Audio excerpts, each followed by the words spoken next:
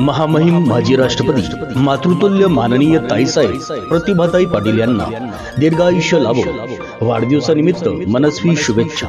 शुभेच्छुक प्रवीण देशमुख, राज देशमुख, देशमुख परिवार, आमोदे ग्रामपंचायत, विविध कार्यकारी सोसायटी, महाराणा प्रताप मित्रमंडळ, आमोदे ग्रामस्थ आणि धडकन लाईव्ह न्यूज परिवार, शिरपूर.